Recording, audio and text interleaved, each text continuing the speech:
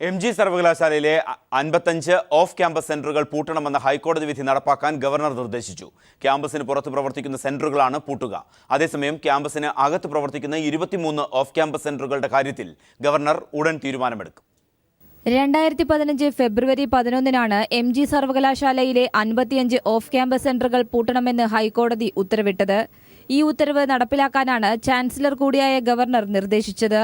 ഈ 55 off campus സെന്ററുകളും സർവകലാശാലയ്ക്ക് പുറത്ത് പ്രവർത്തിക്കുന്നവയാണ്.